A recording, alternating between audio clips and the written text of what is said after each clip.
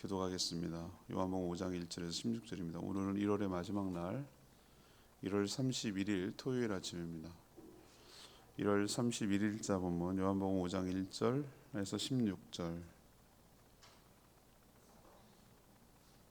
16절까지 교도하겠습니다.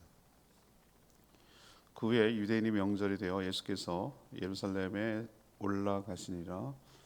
예루살렘에 있는 양문 곁에 히브리 말로 베데스다 하는 못이 있는데 거기 행각 5이 있고 그 안에 많은 병자, 맹인, 다리 저는 사람, 혈기 마른 사람들이 누워 물의 움직임을 기다리니 이는 천사가 가끔 못에 내려와 물 움직이게 하는데 움직인 후에 먼저 들어가는 자는 어떤 병에 걸렸든지 낫게 됨이로라.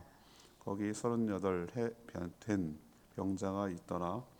예수께서 그 누운 것을 보시고 병이 벌써 오래된 줄 아시고 이르시되 내가 낫고자 하느냐. 병자가 대답하되 주여 물이 움직일 때에 나를 못에 넣어주는 사람이 없어 내가 가는 동안에 다른 사람이 먼저 내려가나이다. 예수께서 이르시되 일어나 내 자리를 들고 걸어가라 하시니 그 사람이 곧 나아서 자리를 들고 걸어가니라.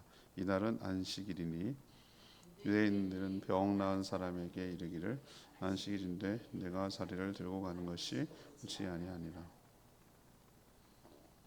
대답하되 나를 낫게 한 그가 자리를 들고 걸어가라 하더라 하니 그들이 묻되 너에게 자리를 들고 걸어가라 한 사람이 누구냐 하되 고침을 받은 사람은 그가 누구인지 알지 못하니 이는 거기 사람이 많음으로 예수께서 이미 피하셨음이라. 그 후에 예수께서 성전에서 그 사람을 만나 이르시되 보라 내가 나았으니 더 심한 것이 생기지 않게 다시는 죄를 범하지 말라 하시니 그 사람이 유대인들에게 가서 자기를 고친 이는 예수라 하니라.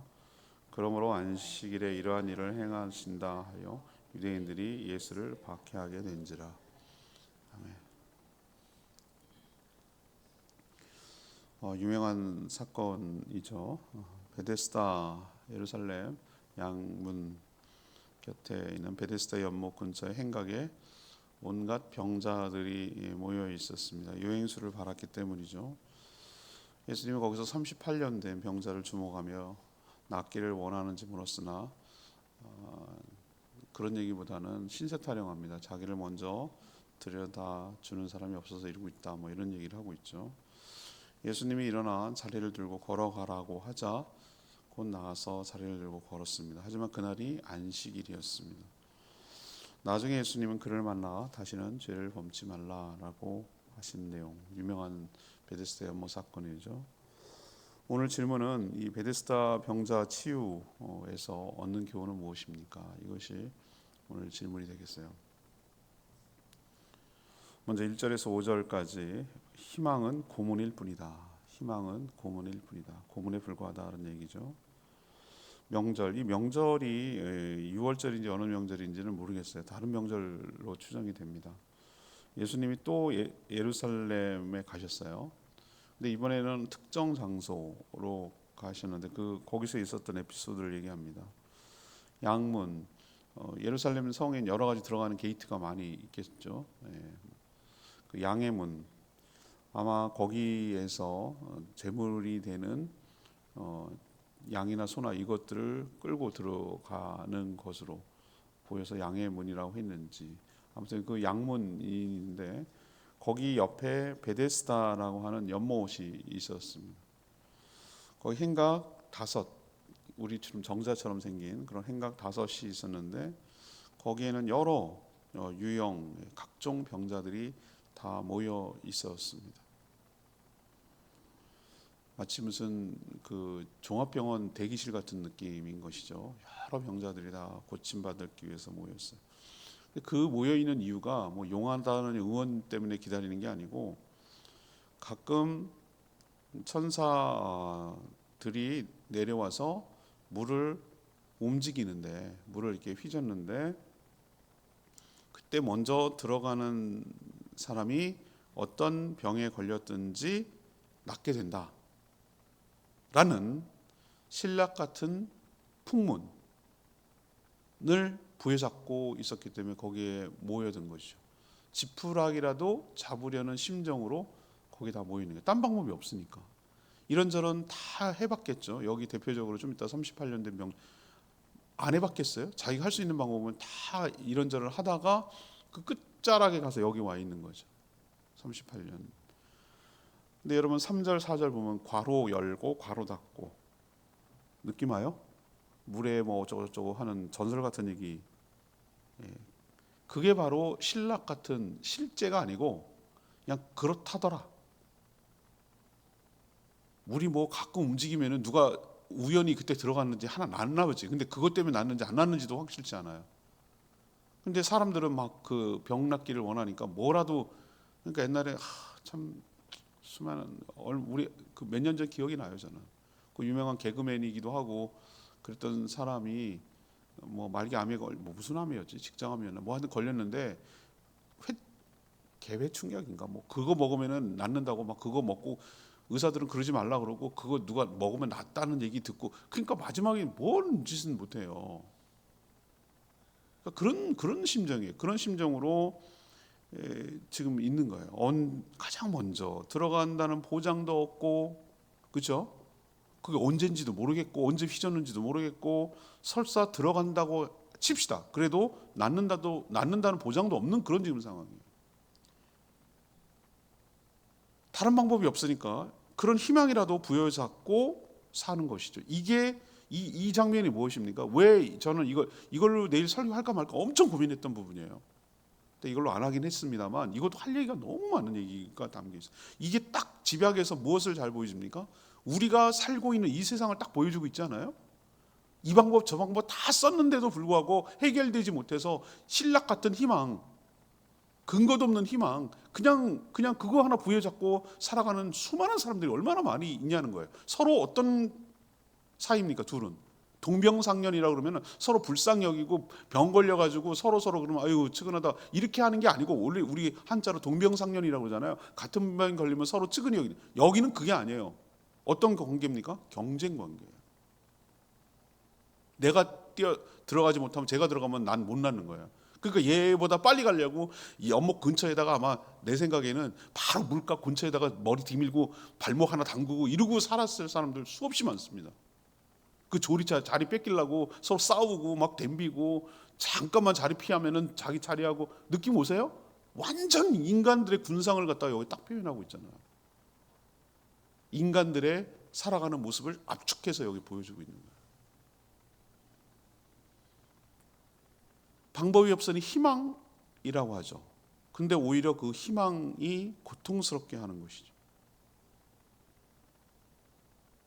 여러분 희망 고문이란 말 아세요? 제가 그래서 오늘 첫 번째 이게 뭐라고 해요? 희망은 고문에 불과하다. 근거 없는 희망은 고문이다.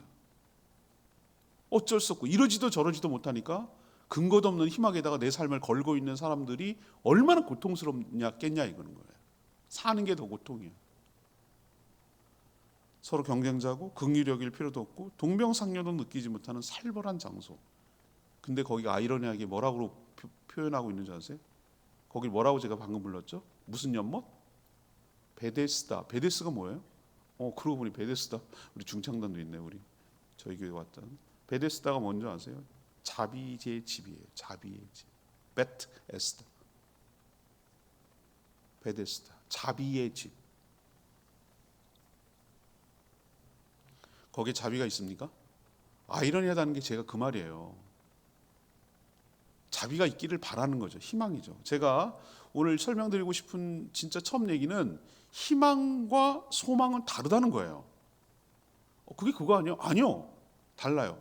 그런 바램, 그랬으면 좋겠어 라는 것이 희망사항이라면 소망은 그게 아니에요. 소망은 뭐에 근거합니까? 소망, 믿음, 소망, 사랑이라고 하지, 믿음, 희망, 사랑이라고 하지 않아요. 그 말의 차이 아시겠어요? 요것도 써야겠다 방송에서. 희망과 소망의 차이는 무엇입니까? 요거를 집에 써야 되겠네. 지금 생각이 딱 떠올랐네. 희망, 사랑, 희망, 뭐 믿음 이거라고 말하지 않아요. 소망이라고 말해요. 소망은 뭘 근거로 하는 것입니까? 희망은 뭐죠? 근거가 없는 바람. 소망은 무엇입니까? 근거가 있는 믿음이 있는 바램 확 차이가 나요. 그래서 오늘 이 베데스다에서 보면은 이 세상의 모습을 잘 드러내고 있는 근거 없는 희망에 목을 메고 살아가는 불쌍한 인간 군상들을 잘 보여준대. 그 자체가 고통스러운 인간의 모습, 하나님의 자비가 없는, 하나님의 은혜가 없는 그렇게 살아가는 자들의 모습을 베데스다 연못은 잘 보여주고 드러내고 있다라는 것이 첫 번째 교훈입니다. 두 번째 6절에서 9절까지 말씀, 자리를 들고 가야 한다. 자리를 들고 걸어가야 된다. 예수님은 수많은 병자가 있었을 것인데 어떤 병인지는 모르나 38년이나 앓고 있는 병자에 주목하셨어요. 여러분 그 당시 평균 수명이 얼마라고 그랬죠 제가? 40세에 불과합니다. 40세. 평균 수명이 그랬다고요. 우리나라는 지금 평균 수명이 세계 랭킹 안에 들어가요. 어쩌다 보니 이렇게 됐어요, 그죠? 이제 100세 누가 그러는데 재수 없으면 100세 산다고 그러는데 내가 보니까 100세 살 것 같아요. 사람 고쳐놔요. 저 강남에 거기 돈 아주 그냥 끝에 유럽이 막판에 일생 동안에 막판 죽을 때 10년 돈 다 쓰고 죽어요. 번 돈 다 쓰고 죽어요. 그래서 그걸 또 노리고 서울의 유명한 5개 메이저 병원들은 노인들이 주요 고객이에요. 하루라도 더 살려고 살려놔요. 어쨌든 살려놔요. 100세 살아요. 그런데 옛날에 평균 40살이라니까요. 그럼 38년 살았다 칩시다. 알았다 칩시다. 그러면 어떤 거죠? 일생을 병 가운데 산 거예요. 거의 일생을. 그리고 사람이 한두 해 병을 알아야지 38년 동안 하고 여기까지 왔다, 베데스다까지 왔다는 거의 끝장에 온 건데 얼마나 참 인생이 참 기구할까, 고통스러울까, 무슨 병인지 몰라도 얼마나 불편하게 살까 이런 게 느껴지잖아요. 그래서 주목하면서 낫고자 하느냐 물었는데 여기 보면은 이 병자의 모습이 우리의 모습 같아. 엉뚱한 대답. 뭐라고 그러죠? 뭐라고 대답합니까? 물이 움직일 때 자신을 못에 넣어줄 사람이 없어서 다른 사람이 먼저 내려가고 있다. 내가 몸이 굼뜨고 아파가지고 막 움직이면 딴 애들이 먼저 가서 항상 뒤처진다. 이 얘기하는 거예요. 이 얘기. 우리가 이렇거든요. 우리가 이렇습니다. 예수님이 누구인지 안다면 그런 말을 할 필요가 있을까요? 예수님이 지금 네가 낫고자 하느냐는 얘기면 네가 나을 의지가 있느냐, 내가 너를 고쳐줄까 이렇게 묻는 건데 엉뚱한 대답을 하는 거예요. 엉뚱한 대답. 우리도 이렇게 대답할 때가 많이 있어요. 예수님이 낫고자 하느냐라고 하는데 우리는 딴 얘기야. 딴 얘기. 우리가 기도할 때 그렇단 말이에요. 엉뚱한 짓 한다. 이렇게 얘기하는 거예요. 주님, 누가 좀 저를 제일 먼저 저기다가 집어넣어줬으면 좋겠습니다. 그게 언제일지, 언제 된다는 거지, 나안다는 거지. 그 보장도 없는데 그런 소원이나 아뢰고 있는 거예요. 우리가 그저 담백하게 낫기를 원합니다. 이렇게 담백하게 하나님께 아뢰야 되는데 기도가 엉뚱한 거예요. 우리도 이렇게 동문서답할 때가 많아요. 예수님이 그에게 뭐라고 했어요? 그럼에도 불구하고 일어나라, 깔고 앉았던 자리를 들고 일어나 걸으라고 그랬어요. 아마 이 사람은 어느 정도 걸을 수 있을 정도, 기동할 수 있을 정도의 몸은 되는 것 같아요. 그죠? 그러니까 아니면 아예 못 일어날 수도 있는 사람이든지. 그렇지만 이 표현이 굉장히 중요해요. 깔고 앉아 있던 자리를 들고 일어나라고 명령했어요. 제가 옛날에는 안 보이다가 이게 이제 보이기 시작하는 거예요. 그냥 보세요. 생각해 보면은 내 병이 나았다. 걸어가라. 집으로 가라. 이렇게 얘기해도 되는데 왜 네가 들고 있던 자리를 들고 일어나라 그러지? 여러분 그런 생각 안 드셨어요? 저는 모든 성경 읽을 때 왜 그렇지? 왜 이런 표현을 썼지? 왜 굳이 이렇게 하지? 라는 생각이 드는데요, 저는. 그러자 곧 자리를 들고 일어나 걸어갔다고 그랬어요. 오늘 표현에. 근데 왜 자리라고 그랬죠? 왜 그 자리? 이게 우리한테 주는 굉장히 시사점이 큽니다. 제가 은혜 받은 게 이 지점이었어요. 우리 자리는 싫든 좋든 그 사람이 익숙해서 편하기까지 한 그냥 자기만의 영역, 그 병든 자리에. 그렇지만 사람이 있잖아요, 오랫동안 병을 앓으면 적응이 됩니다. 그거 여러분 아세요? 무서워요. 그 자리가 그냥 거기에 익숙해집니다. 그게 고통스럽고 힘든 자리인데 그냥 거기가 편하기까지 합니다. 편하다는 표현이 어폐가 있는데 병 중에 고통스러운데 그 근본적으로 치유할 생각은 안 하고 거기 적응해 버린 거예요. 여러분 알코올 중독자들 얼마나 심각한지 아시죠? 술 중독에 걸린 사람 있잖아요. 주폭이라고 그래요. 주폭. 술 먹으면 아주 행패 부리고 이런 사람들.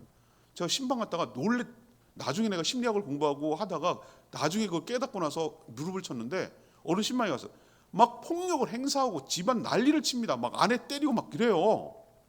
술만 먹으면은 평소. 근데 있잖아요, 그 사람 있잖아요, 술 안 먹고 정신 차릴 때는 그렇게 잘해준대요. 아내한테 막 선물도 주고 뭐 해주고. 그런데 그 막 술만 돌면 돈 되는 거예요. 그리고 내가 아니 이분 이렇게 놔둬도 되겠어요? 이렇게까지 폐해가 심각한데 정신병원 입원이라도 시키고 그렇게 해야지. 이렇게 이게 술이 끊어지겠어요? 내가 그렇게 그 부인한테 얘기했어요. 그랬더니 펄펄 뛰는 거예요. 싫어하는 그 말에 싫은 거예요. 왜 싫은 줄 아세요? 서로 동화가 되고 적응이 됐어요. 그거 못 고칩니다. 자기도 굉장히 고통스러운데 그거 알아요. 고통스러운데 그 자리에 적응이 돼버렸어요. 맞는데 익숙하고요. 맞으면 또 잘해주거든. 거기에 또 좋고요. 완전히 거기에 그냥 가스라이팅처럼 적응돼 버렸어요. 난 둘이 딱 하더라고. 해결책 없어요. 딱 베데스다 연못의 병자 같아요. 자리를 깔고 있는 거야. 그 자리도 뺏길까 봐 그 자리를 깔고 앉아서 있는 거야. 이 자리도 누가 뺏을까 봐. 그게 무슨 좋은 자리라고. 그 병든 자리. 예수님은 그 자리를 털고 일어나라고 그랬어요. 그 자리를 포기하라는 얘기예요. 그 자리 연연하지 말라고. 네 자리 아니라고. 그걸 벗어나야 된다고. 아예 여기 앉을 생각하지 말고 이제 들고 일어나라는 거예요. 다시 돌아올 생각하지 말고 들고 일어나. 딱 포기해라 그거예요. 믿음을 가지고. 이건 들는다는 얘기는 난 이제 다시 돌아오지 않고 이 자리를 내가 뺏겨도 할 수 없다라는 것을 의미하는 거예요. 이제 포기하겠다는 얘기예요. 이 자리는. 그 네가 깔고 있던 자리. 애착을 갖고 그 자리에 애착 갖고 기대하고 그러지 말고 주님의 능력, 은혜로 그 병든 자리를 털고 떠나란 얘기예요. 떠나야 된다는 얘기예요. 수많은 사람들이 여기에 못 떠나고 눌러앉는 사람은 얼마나 많은지 모릅니다. 그거 나오면 돼요. 주님 손 붙들고 나오면 됩니다. 주님 믿고 나오면 됩니다. 그 자리 털고 나오시면 됩니다. 못 나와. 못 나온다고. 발목 딱 잡혀가지고 못 나와. 힘든 줄 알아. 고통스러워 알아. 이분 말은 힘들다 그래. 죽겠어요. 어려워요. 어째요 저째요. 그런데 안 나와. 그냥 거기에 익숙해요. 그런 분 많습니다 여러분. 안 그럴 것 같죠? 이게 굉장히 우리의 인간을 상징한다고 제가 말씀드렸잖아요. 그냥 그렇게 살아요. 근데 말은 어떡합니까? 저 기도해 주세요. 너무 힘들어요. 장사 잘 되게 해주세요. 병 낫게 해주세요. 뭐 해주세요. 아니요. 아니에요. 말은 그렇게 하는데 누가 나를 먼저 저기 데려다 줬으면 좋겠어요. 말은 그렇게 하는데 실제는 그 자리를 지키고 보존하고 있는 거예요. 안 나와요. 못 나옵니다. 익숙하니까, 편하니까, 거기가 자기 자리라고 생각하니까. 그래서 해결이 안 되는 거예요. 주님께서 분명히 제시하는데도 안 나와. 아니 못 나오는 거지. 못 나오는 건지 안 나오는 건지 아무튼 그 자리에 지키고 있어. 안타까워 죽겠어요. 사랑하는 여러분, 우리가 근본적으로 그냥 약 바르고 위로하고 이런 거 갖고 자꾸 그거에 달콤한 그냥 잘 될 거야 뭐 이런 게 아니라 주님을 만나서 근본적으로 완전하게 치유를 하고 하려면 내가 익숙했던 죄의 자리, 고통스러운 그 자리, 주님 말씀 믿고 털고 딛고 버리고 나와야 돼요. 거기서 나올 때, 자리를 들고 일어날 때 하나님께서 놀라운 역사를 일으켜 주실 줄 믿습니다. 근데 그 말 못 믿고 여전히 거기 감고 변명이나 하고 핑계나 대고 이런저런 이유나 대면서 그 자리나 보존하려고 깔고 앉아 있으면 절대 네바 절대 문제는 해결되지 않아요. 그렇게 살다 죽는 거예요. 마지막 10절 16절 이 주일 설교 할까 말까 망설였는데 은혜가 돼서 10절에 16절 되돌아가서는 안 된다. 되돌아가서는 안 된다. 유대인들은 38년 된 병자가 나은 것에 놀랐어요. 이들은 치유를 기뻐하는 축하. 야, 너 대단하네. 너 정말 축하해. 야, 병이 38년 된 낫네요. 축하합니다. 이렇게 하는 게 맞는데 안식일에 자리를 들고 가는 것이 옳지 않다라고 나무랬어요. 아니, 자리를 들고 가는 게 일이라고 본 거예요. 일했다 이거예요. 일했다 안식일에. 아유, 인간들 참. 이게 뭘 의미하는지 아세요? 이 사람들이 뭘 의미하는지 아십니까? 지금 이건 하나하나가 다 상징성이 있는데 능력도 없으면서 자기 권위만 갖고 자기 기득권만 지키려고 하는 종교인들을 의미하는 거예요. 율법에 매이고 그런 능력은 없어. 그냥 안식일이 왜 필요한지, 안식일에 뭐를 해야 되는지, 하나님 무엇을 기뻐하는지 이런 거에는 관심 없고 그냥 규칙만 남아있어. 능력은 없어. 이런 일을 한 자가 막 그렇게 병든 자가 자리를 들고 가니까 나무래기까지 합니다. 안식일에 못할 짓을 했다고? 지는 더한 짓을 하면서도. 이런 일을 한 자가 예수라는 사실을 알고 그때부터 박해하기 시작하는 거예요. 38년 된 병자를 고쳐줄 능력은 고사하고 연못에다가 넣어줄 마음이 1도 없는 무능하고 무정한 사람들이 남을 판단하는 데는 익숙하고 정죄하는 데는 1등이고 그런 종교인들이 얼마나 많은지 모른다는 거죠. 예수님은 나중에 성전에서 받은 그 병자를 만났습니다. 그때는 경황이 없어가지고 막 너무 사람들이 있고 직접 누군지를 몰랐던 거죠. 이분이. 근데 저는 이 장면도 놀랍지 않으세요? 양문으로 들어가면 성으로 들어가 성전으로 들어가는 건데 성으로 들어가는 성전은 고사하고 성으로 들어가는 양문조차 자기 발로 가지 못했던 사람이에요. 그런데 이제는 다 나와서 자기 발로 성전에 들어가서 제사하며 출입하며 예배하며 할 수 있었다는 사실이 얼마나 회복을 상징합니까? 성전에서 만났잖아요. 이러한 은혜를 받았으니 과거 병들어서 정말 절망스러웠던 가운데 살았던 그 자리, 헛된 희망을 붙들고 살아가던 그 사람으로 뭐 하지 마라? 되돌아가지 마라. 예수님 그거 부탁했어요. 다시는 뭐 하지 마라? 죄를 범하지 마라. 이게 여러분들 이렇게 오해하면 안 돼요. 네가 죄를 져서 이렇게 큰 병에 들어서 고통스러웠던 거야. 이 얘기가 아니고요. 하나님의 은혜로 건강해졌으니 정말 그게 은혜라고 생각된다면 뭐 하지 마라? 건강한 몸으로 죄 짓고 살지 마라. 네가 어렵사리 끄집어냈으니 또 다시 되돌아가지 마라. 토해서 배 아파가지고 겨우 토내는데 그것도 먹지 마라. 이 뜻이에요. 제 말 이해하시겠죠? 하나님 원하시는 게 뭡니까? 은혜를 은혜라고 생각하고 고마우면 내가 너한테 바라는 게 하나 있는데 물론 하나님께 감사하고 평생 감사하고 살아야 되겠지만 내가 너한테 부탁하는 거 한 가지, 다시는 죄악 가운데 살지 마라. 이게 부탁이에요. 되돌아가지 마라. 우리도 은혜로 고침받았으면 또 죄악된 자리, 죄 짓는 자리로 되돌아가는 어리석음을 범치 않고 살아가는 저희 모두가 되기를 원합니다. 오늘 6절 말씀, 예수께서 그 누운 것을 보시고 병이 벌써 오랜 줄 아시고 이르시되 내가 낫고자 하느냐? 내가 낫고자 하느냐? 우리 또 이렇게 질문을 받을 때가 있어요. 네가 낫고자 하느냐? 이렇게 물어요. 근데 여러분 세 가지 소원이라는 그 전래동안지 그거 보셨어요? 들은 적 있으시죠? 세 가지 소원.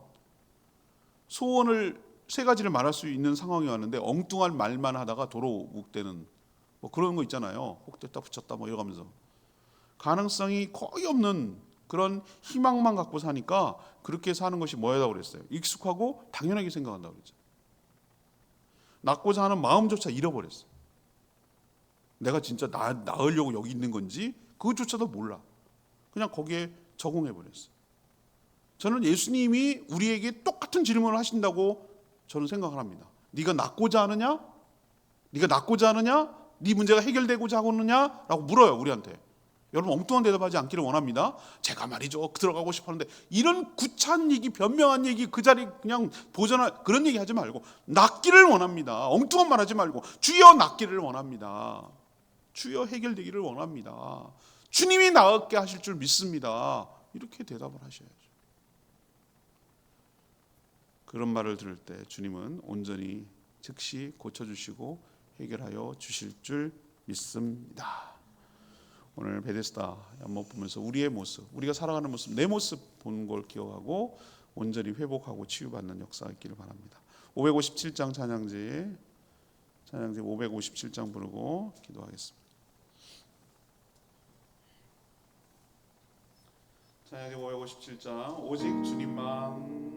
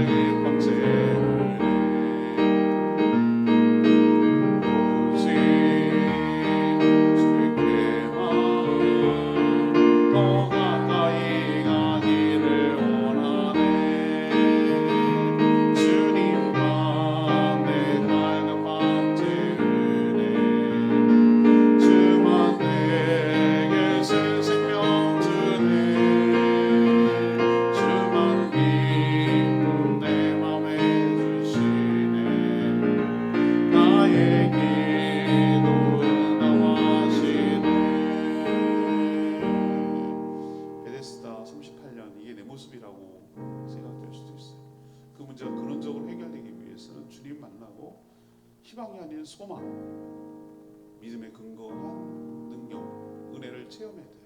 그럴 때 주님께서 온전히 치유하여 주실 줄 믿습니다. 저희도 주님 낫기를 원합니다 라고 정확하게 대답하고 회복되는, 다시 옛날로 돌아가지 않는, 그 자리에 연연하지 않는 저희들 되게 해달라고 주여 외치며 기도합니다. 주여 하나님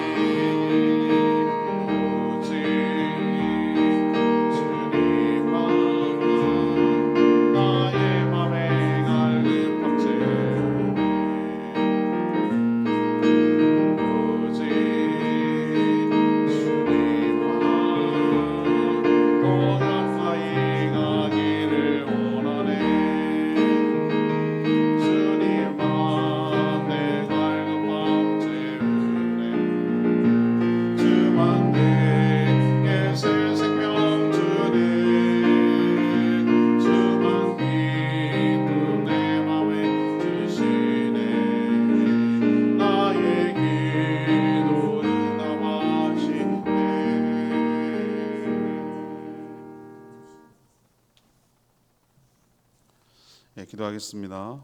하나님, 저희가 사는 세상도 베데스다 연못과 비슷합니다. 자비의 집이라 말하나 자비가 전혀 없습니다. 살벌한 경쟁만 있을 뿐입니다. 내 삶에 문제가 있다는 건 알지만 이제 익숙해져서 그러려니 하며 삽니다. 헛된 희망만 붙들고 세상을 원망만 하며 살아갑니다. 주님, 이런 저에게도 오셔서 고쳐 주시옵소서.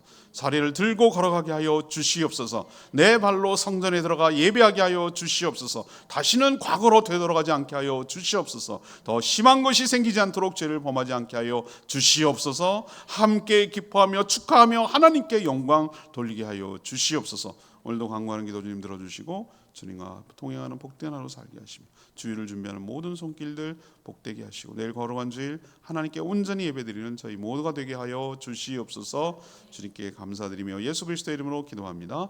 아멘. 오늘 하루도 주님의 은혜 가운데 사는 복된 하루 되기를 축복합니다. 충분히 기도하고 하루 시작합니다.